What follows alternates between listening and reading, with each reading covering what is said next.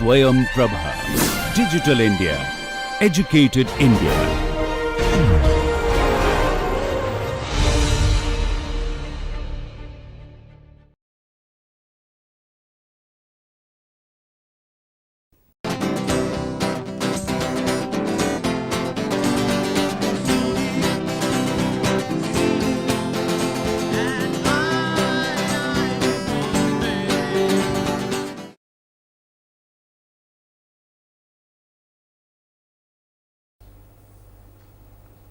We are talking about gas turbines.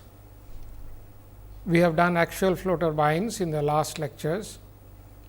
Today, we will look at the radial flow turbines. Now, chronologically, the radial turbines were indeed actually considered for application in aircraft gas turbines even before the axial flow turbines. The reason is very simple. Radial flow turbines, the shape and the configuration of it is something very simple. And as we will see in a few minutes, it actually looks very similar to a centrifugal compressor. Now, centrifugal compressor, as you know, actually appeared before the axial flow compressors, because they are very simple to configure and also the very robust machines. Similarly, radial flow turbines are very robust machines and they are very easy to configure, and as a result of that they were indeed considered for application even before the axial flow turbines. There is another reason. Just like centrifugal compressors, the radial flow turbines have very high energy extraction capability in one single stage. Now, this is attractive simply because in aircraft gas turbines, as we have discussed before, you need to extract as much energy per unit mass flow as possible, so that the amount of work that is to be supplied to compressors can be done in minimum number of stages in the axial flow turbine or gas radial flow turbines used in aircraft engines. Now, radial flow turbines intrinsically has the capacity to extract a lot of work, whereas in axial flow turbines that intrinsic capability was lacking to begin with. And of course, nowadays axial flow turbines, as we have seen, can have very high energy extraction capability because of the high temperature input into the axial turbines.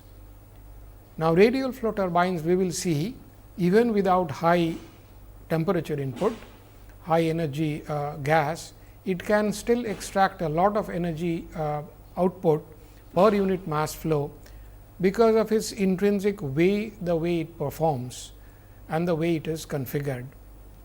And as a result, it is a very attractive proposition even today for various gas turbine applications. And we will see as we go along that there are certain areas in which radial flow turbines are indeed extremely useful and indeed the more preferred form of energy extraction than even compared to axial flow turbines, especially in small engines. We shall see that radial flow turbines has another advantage, or one may call it a restriction, whichever way one wants to look at it. The radial flow turbine rotor does not use aerofoil sections. Now, axial flow turbines use aerofoil sections, and as a result of which its shaping needs to be very intricate for reproduction of those aerofoil sections very accurately, whereas the radial flow turbine does not use any aerofoil sections. And as a result of which, the rotor of radial flow turbine has a shape, as I said, very similar to a centrifugal compressor, and it uses the 3D shape for energy extraction. And this 3D shape, of course, is something which has become of great interest in the modern research. Again, as I mentioned, the radial turbine actually appeared before the axial turbines, but for a long time they were not considered, and most of the development indeed took place with axial flow turbines. Recently, a lot of people have taken a fresh interest in radial turbines and have tried to give it more and more accurate shapes, 3D shapes, and more new designs which renders its use to various kinds of applications in the modern small gas turbine segments. So, these are various advantages and one can say some restrictions of the use of radial flow turbines. Let us take a look at some of these radial flow turbine configurations. The radial turbines that one uses can also be considered as some kind of mixed flow turbines. If one compares that with let us say axial flow turbines, there is a chance that you may like to look at how the flow is actually executing its path through the turbines. Now, through the turbines, an axial flow turbine, as we have discussed, the flow essentially keeps its path along the line parallel to the axis. In radial flow turbine, it quite often takes a path partly to begin with parallel to the axis and then goes out radially, and that is why it is often called radial flow turbine. Now, as I mentioned, it looks very similar to a centrifugal compressor, and as a result of which it is able to extract a lot of work just like centrifugal compressor in one single stage, and that makes it very attractive for use in small aircraft engines, which means you can have a combination of a centrifugal compressor and a radial flow turbine, and this creates a very compact energy creator for gas turbine engines for aircraft usage. As one sees here in this diagram, this is a radial inflow turbine, a centrifugal is typically an outflow compressor, and the flow comes in from the outer segment of the turbine through this volute shaped rotor. This is the rotating element or impeller, and then goes out through the impeller after executing a rather complicated shape through these vanes, these rotating vanes. And this passage through these vanes is what transfers the energy from high energy gas to the rotor. So, transfer of change of momentum in the lateral or rotating direction, what actually executes the energy transfer and the work transfer. Now, this is how the work is transferred. We will of course, have a look at this in some detail in a few minutes from now. Now, because of the fact that we have a shape here, which is, as I mentioned, not of aerofoil shape, and as you can see here, the leading edge of this rotor is likely to be rather thin and not rounded like an aerofoil. The result is that it is generally considered not feasible to employ cooling technology, as we have done in axial flow turbines, in the radial inflow turbines. There is no space for employing or deploying cooling technology here. However, there is a lot of research going on these days to somehow employ cooling technology here, so that the temperature of the radial inflow turbines can also be increased in a manner such that they can actually use high temperature gas from combustion chambers, somewhat similar to that of axial flow turbines.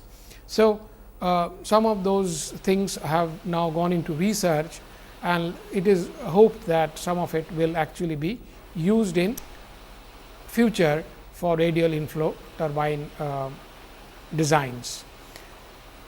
If you take a digital model of a radial inflow turbine, it is seen that if you have the blades over here, as one is seen, the flow coming through these blades indeed go through a passage that is actually an expanding passage, and as a result of which the flow comes in through the rotor over here, and then as you can see, the passage here is essentially a converging passage, and then the converging passage takes a curvilinear converging passage. So, this straight converging passage then gives into a curvilinear passage, and then the flow indeed goes out axially. So, in radial inflow turbine, there is every possibility that flow will come in radially and go out axially, and this is one of the reasons why some people may like to call it a mixed flow kind of a turbine, because part of the exit flow is indeed again axial. Now, this is something which people would like to look into in more and more modern designs, and one can see a digital model of such a actual radial flow turbine over here. On the right hand side, you can see a top view of a modern radial flow turbine, in which one can see that the flow is coming in and it is getting into a converging passage, and then part of the rotor over here actually is overlapping the outer part. So, the inner and outer part are overlapping, and one can see the number of vanes in the inner part is indeed different, and as a result the flow which is coming from the outer ring or outer rotor, let us say, gets often split up in two passages, and this flow then gets split up in two passages, one coming into this passage, another going into that passage, and as a result of which you have further convergence through the inner part of the rotor, and this is one kind of a modern design that people have been trying to develop to extract more work from radial inflow turbine. As I mentioned, the radial inflow turbines have intrinsically more work extraction capability, and this is one way of trying to increase the radial turbine work extraction capability in some of the modern designs. Now, let us take a look at some of the fundamental issues related to radial turbine. Typically, in a radial turbine, you have some kind of a collector or scroll, whatever one may like to call it, where flow is coming in, let us say, from the combustion chamber, which is hot gas, high pressure gas, high potential energy gas, and then this high potential energy gas is released through the static, which is of nozzle stator, which is of nozzle shapes, and these are blades, and it is possible that these blades could be made of airfoil sections. So, the stator blades or stator nozzle blades could indeed be airfoil section blades. Now, the flow here coming in actually is subjected to again a converged passage in between the two blades. So, the passage here is converging, and that creates the nozzle effect, and then this nozzle effect creates the high velocity exit jet C 2. So, it is coming in with a small velocity, maybe C 1, and then it is going out from these nozzles with a very high velocity C 2, and then this C 2 is transformed to V 2, which could be radial, going into this radial turbine rotor.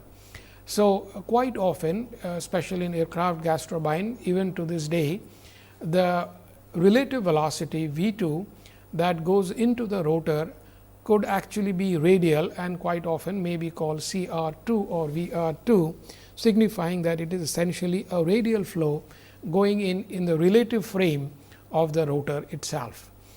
And then this flow goes through the rotor, and as I was mentioning, it takes almost a 90-degree turn through this rotor. If one looks at this side diagram, cutout diagram, and comes out more or less axially. So, when it comes out from the rotor over here, it comes out more or less axially, and it comes out with a velocity V 3. Now, it goes in with the velocity V 2 over here into the rotor, and then it takes a large turn, and then comes out with a velocity V 3. And in aircraft gas turbine, as we shall see, we will see probably that V 3 is likely to be significantly more than V 2, which means there is a clear increase of velocity or acceleration through this rotor, and this kind of rotor, as we have seen in case of axial flow turbines, are essentially referred to as reaction turbines. So, aircraft radial turbines indeed are often or most of the time reaction turbines, which means there is an increase of velocity from V 2 to V 3.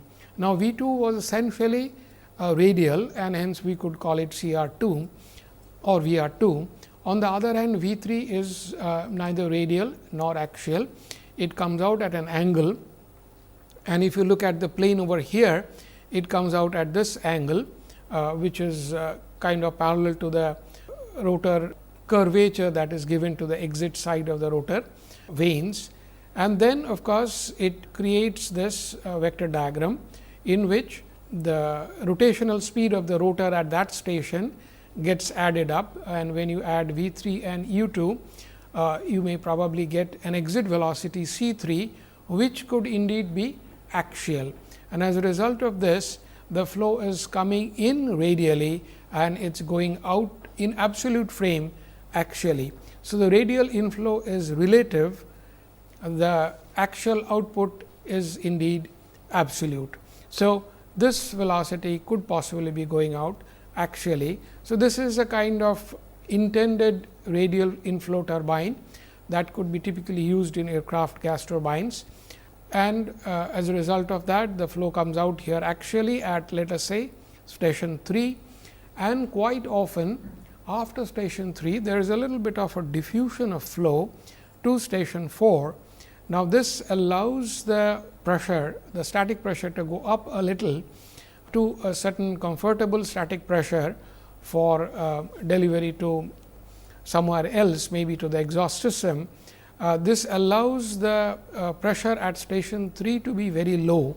Now, if you allow the station 3 pressure or static pressure more correctly to go rather low, you would indeed be allowing the turbine rotor to operate under higher static pressure ratio, and if you do that, the work extraction capability of the rotor indeed goes up. So, this is a small bit of trick which the aerodynamic designers often employ, that you put a small diffuser over here and the exhaust of the diffuser matches the pressure that is required for the exhaust system, which may indeed ambient pressure, whereas the pressure at station 3 is actually lower, and this gives a high pressure ratio across the rotor from 2 to 3, and this high pressure ratio, as we know and as we shall see in a few minutes, actually allows more work extraction capability across the rotor. So, this is the kind of general fundamental principle based on which the radial inflow turbines actually operate. Indeed, it is possible that the entry to the rotor, which we have shown here as essentially radial VR2, may not be exactly radial.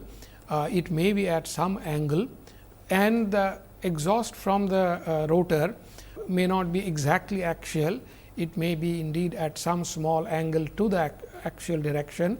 So, that may happen, but most of the aircraft gas turbines quite often stick to this principle, because it is simple and it also allows, as we shall see, it allows maximization of the work extraction. So, maximization of the work extractions typically in aircraft engines is very important, because this allows you to supply more work to the compressor and do more compression work.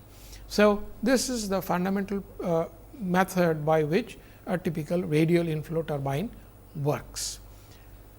Let us take a look at a simple thermodynamic basis on which this radial inflow turbine has to work, because as we have discussed before, every component in the gas turbine engine has to conform to the thermodynamic matrix on which this whole engine is working. So, let us take a quick look at the basis of radial inflow turbine on its thermodynamics. Now, it starts from station 01, from which the flow is indeed accelerated and it accelerates to 02. Now, between 01 and 02 there is no work extraction. There is only a change of velocity from C1 to C2, and it comes out with a high kinetic energy head.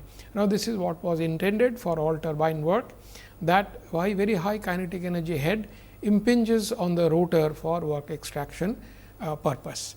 So, it creates this high kinetic energy, and then of course, it enters the rotor with a velocity V2, which is what is shown here, and typically V2 would indeed be much lower than C2, and we shall see that C2 could indeed be pretty close to sonic velocity. It could be equal to Mach 1 over there, whereas V2 is likely to be much lower than that. And then of course, it could possibly accelerate from V2 to V3, which is much higher, and V3 could be pretty close to sonic, but by design most people like to avoid going sonic, because in a rotor if you have shocks, it could create more losses and bring down the aerodynamic efficiency of the blades. So, hence, quite often V 3 may not actually go sonic. And then finally, it goes out with a velocity C 3 at the exit station 03. Now, between 02 and 03, the work has been extracted. So, the enthalpy H has come down from 02 to 03 because of the work extraction that has happened. It has come down from pressure line P 02 to P 03.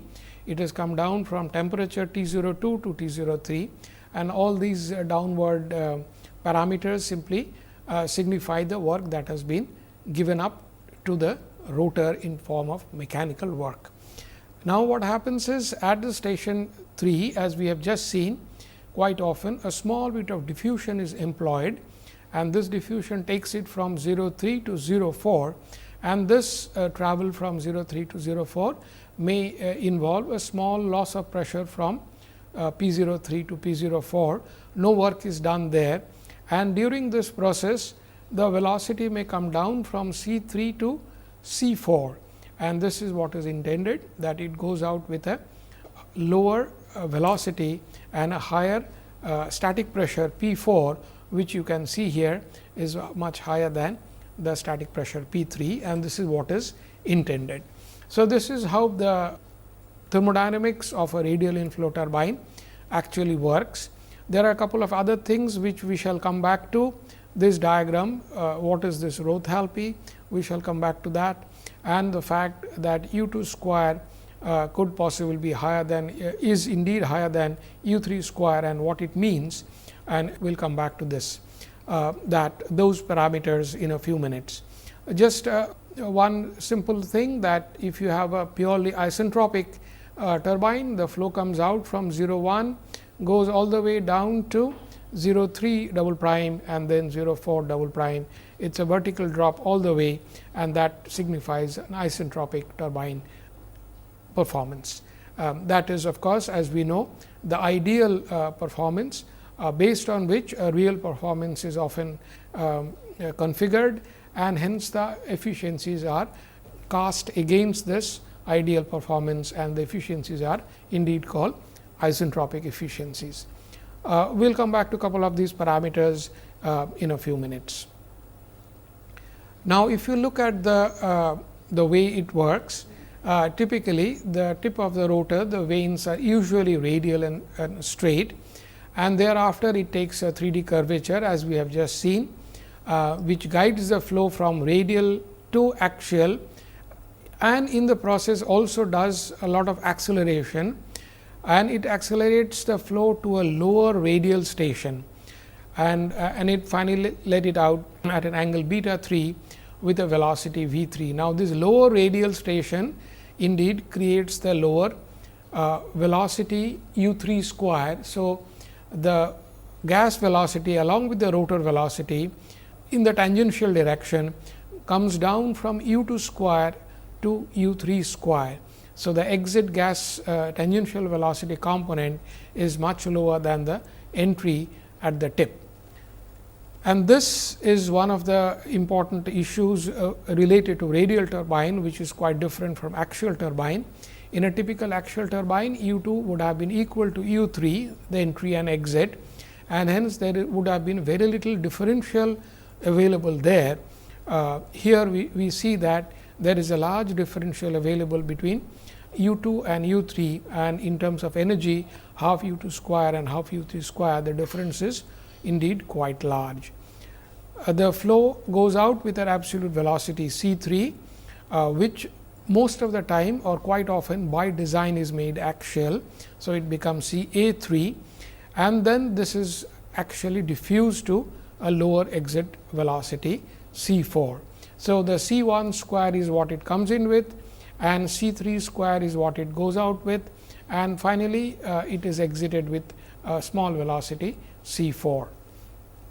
So, this is how the thermodynamics of the radial flow turbine may be cast. Now, let us take a look at some of the parameters that we would like to discuss. At the beginning of the gas flow, it starts with a velocity C 1, goes on to velocity C 2, which I mentioned is indeed quite high in the ring nozzle or the nozzle stator nozzle, and this creates the high velocity jet that impinges on the rotor.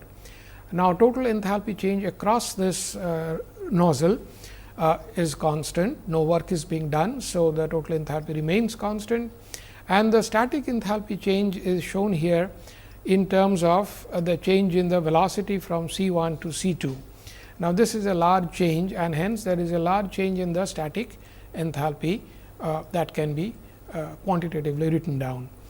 Now, if you go across in ideal flow, there is no loss of pressure, but we have just seen that there indeed would be a loss of pressure from P 01 to P 02.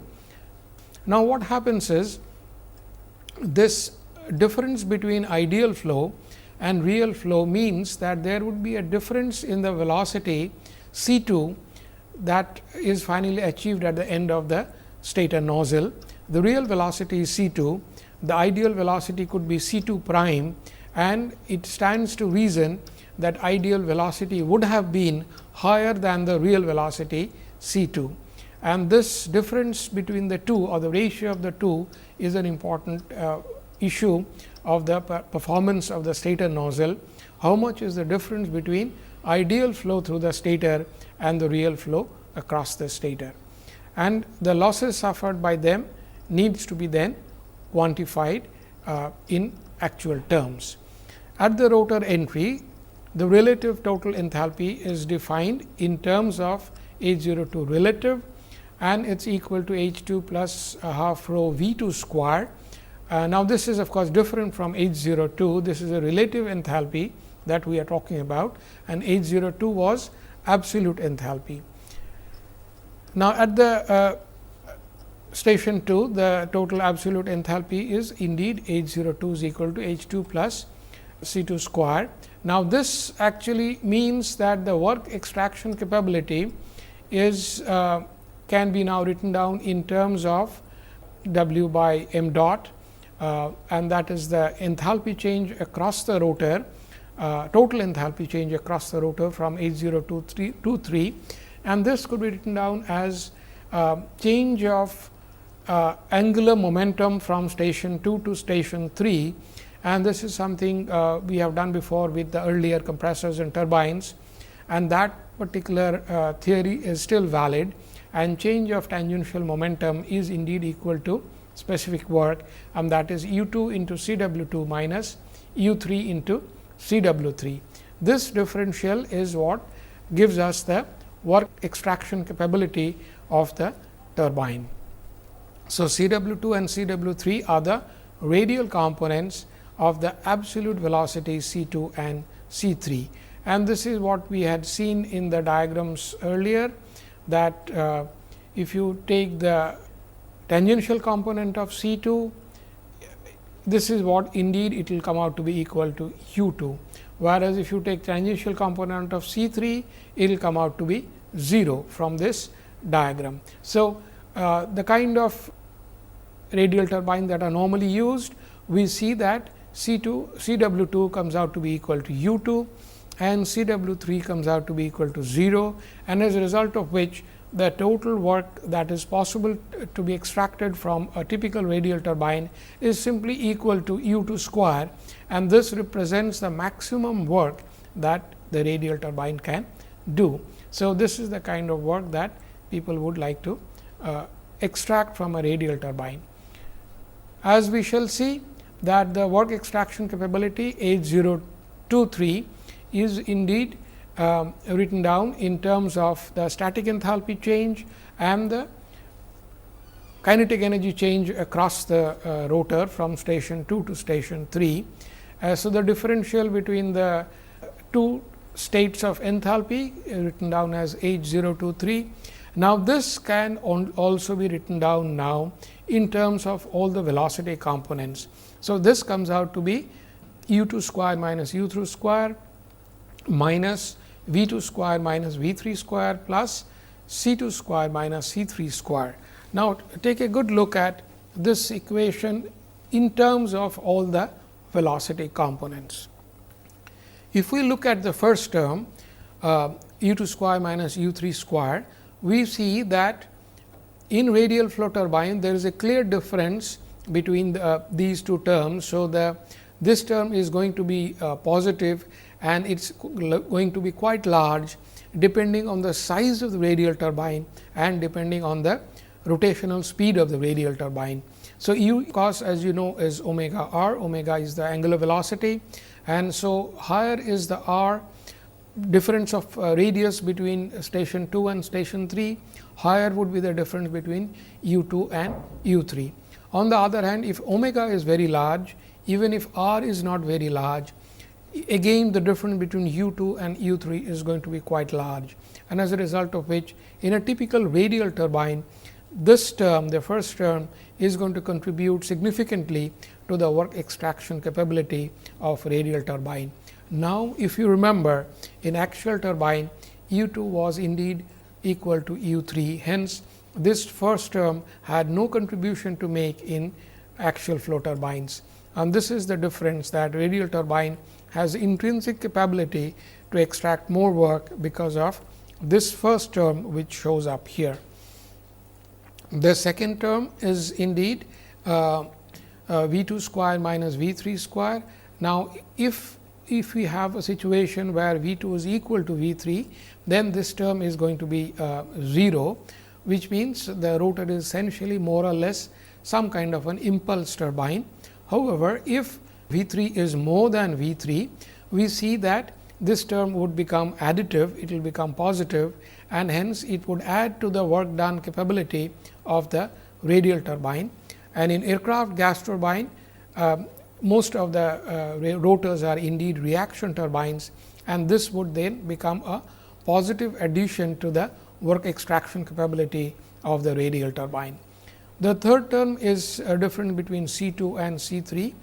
This could be very small, or it could be some positive value. It depends on the designer.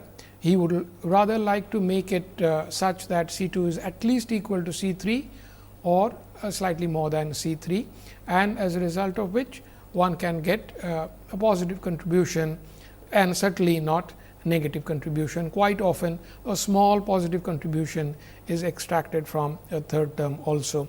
So, in a typical radial turbine, all the three velocity components indeed contribute to the work extraction capability, and this is what makes a radial turbine a better work extractor intrinsically than, let us say, an axial turbine working under same operating conditions.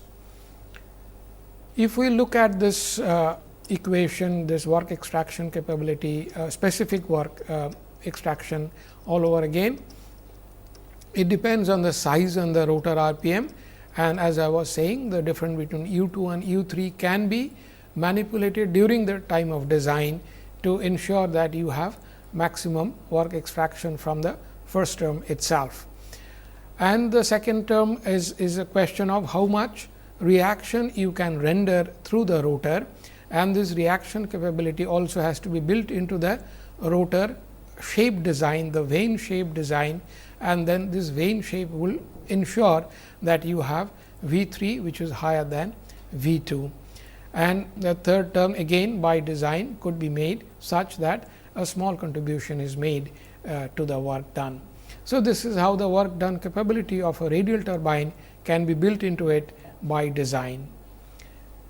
Now, we have seen that in axial flow turbine, this total enthalpy term of the first term is quite often constant, and in case of radial flow or radial inflow machines, because of the significant change in radius, the total parameters quite often need to be modified.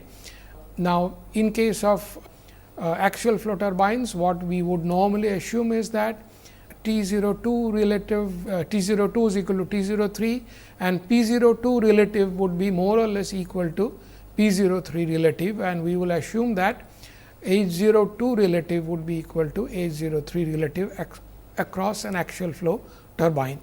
In case of radial flow turbine, you cannot do that, because the station from 2 to 3 has a large change in radius, and this means that you need to create a new parameter, and this parameter is referred to as rothalpy, or a short form of rotational enthalpy, which is introduced to the radial flow turbine performance usages, and it is simply defined as rho 023, that is across the rotor, and H 2 plus V 2 square by 2 minus U 2 square by 2, and this would be considered as equal to H 3 plus V 3 square by 2 minus U 3 square by 2. So, combination of the static enthalpy, the relative velocity, and then the tangential or rotational energy component at the two stations, at station 2 and station 3, if all of them are put together, then you get a term which is called rothalpy, and that is a terminology or rothalpy which is expected to ideally remain constant across the rotor. And this term then allows you to compute parameters across the rotor, because that is a constancy that is useful in terms of computation of parameters from station 2 to station 3. So, rothalpy is a very useful parameter while computing the performance of rotors of a radial flow turbine. So, if we look at the whole thing, the static enthalpy change can be written down in terms of the relative velocity change and the rotor speed changes, which is at the moment is the gas speed.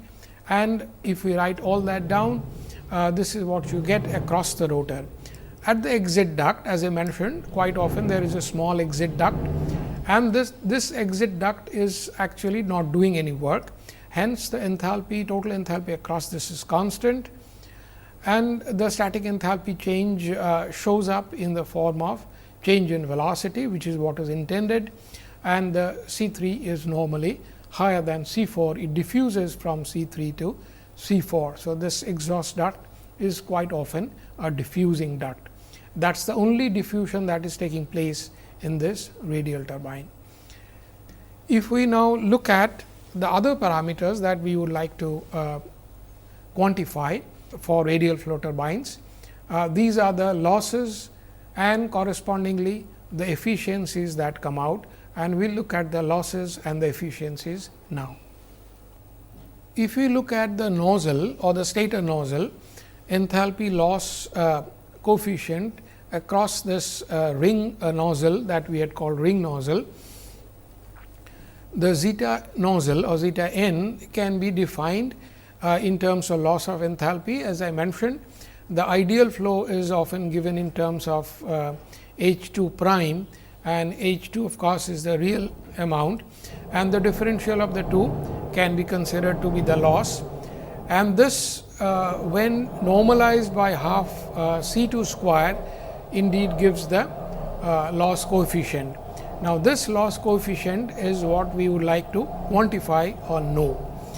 Now, one way of numerically configuring this loss coefficient is nozzle exit velocity coefficient, which we had described earlier, and we can define a parameter phi n here, which is C 2 by C 2 prime. Now, C 2 prime is the ideal exit velocity from the stator nozzle, and C 2 is the real exit velocity, and as one can expect, the real velocity would be indeed a little lower than C 2 prime, and ideally, as I mentioned, the flow there in a typical aircraft gas turbine would like to go sonic. So, if the real velocity is sonic, the ideal would be slightly less than sonic. So, if this is Mach 1, this could be Mach 0.96 or 97 or thereabouts, and this differential can be written down in terms of the nozzle loss coefficient. If you use the conversion of energy of the static enthalpy, it can be written down that zeta n is simply equal to 1 divided by phi n square minus 1, and this gives us a handy, simple, good first cut idea about what could be possibly the nozzle enthalpy loss coefficient. So, this is a good starting value for the designers to understand what the nozzle loss could possibly be. Now, similarly, we could have a look at the rotor loss coefficient, and connect it to the rotor exit velocity coefficient in terms of the actual velocity v 3 as opposed to the ideal velocity v 3 prime, and the ratio of the two is referred to as phi r. And then this phi r can be used to write down the rotor loss coefficient zeta r in terms of 1 by phi r square minus 1. Now, in many of the normal radial turbine designs, these values are normally of this order. If it is subsonic, it is of the order of 0.97. If it is sonic, it is of the order of 0.95, and if it is supersonic, if the flow indeed goes supersonic, one could go down to about 0.9. For rotors, this value is quite often of the order of 0.85, as there are all kinds of losses in the rotor due to the rotation of the rotor vanes, and hence this parameter is likely to be somewhat on the lower side compared to that in case of stator nozzles. If we put together all of them in terms of how they vary, the losses shown here in terms of the total enthalpy parameters with reference to the ideal value, one can see that you have at the top the losses related to the stator, and then you have the losses that are related to the rotor vane passage. Now, these are of course purely aerodynamic losses, mostly connected to the friction of the flow on the surfaces of the blades and vanes. And then you have this dotted area, which is the rotor tip clearance losses. When the rotor rotates, you have to leave a small tip clearance, and the flow often moves from one side to the another, and this tip clearance often entails certain amount of small loss. You have done that in case of axial flow compressors, and exactly same concept applies here, and then there is a small bit of loss over there. And then the rotor clearance flow creates a winding or rubbing loss, and that is another kind of loss that appears over here. And then of course, you have the loss which is related simply to the turbine exhaust.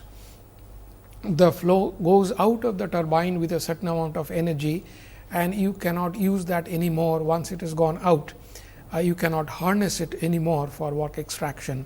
Now, that amount goes up as the specific speed of the turbine goes up. The specific speed is defined here.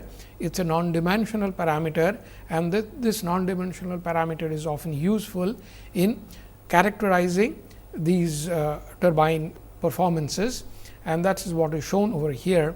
And as the speed goes up, more and more exhaust energy goes out unused, and we have to find some other way of using it, either through a nozzle of a jet engine or some other usage, and hence the losses connected to the exhaust goes up tremendously, and as a result of which one can see that the total amount of losses indeed are increasing. So, these are the various loss parameters that one sees in a radial flow turbine, and each of these components would have to be looked into by the designer to ensure that the turbine finally has a reasonable efficiency parameter during its operation.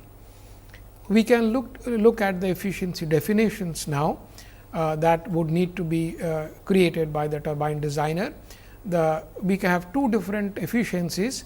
One is referred to simply as a total to total efficiency, which takes the parameter from 0,1 to 0,3 total parameters as compared to 0,1 to 0,3 prime, which is the isentropic parameter across the enthalpy entropy diagram that we have done before. And this numerator denominator comparison gives us the what is known as total to total efficiency parameter.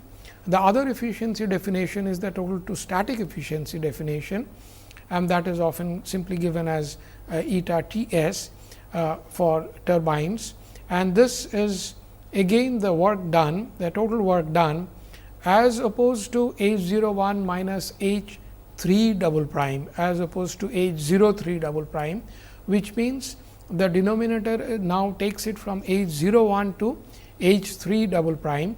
Let us quickly go back to the HS diagram once more. Now, if you see here, the flow ideally or isentropically drops all the way from H 01 to H 3 double prime. That is a vertical drop straight from H 01 to H 3 double prime. On the other hand, H 03 double prime is somewhere over here, which contains the kinetic energy of the exhaust flow. So, typically H 01 minus H 03 double prime would be much lower than H 01 to H 3 double prime, and hence we have two different denominators, one for total to total efficiency, another for total to static efficiency.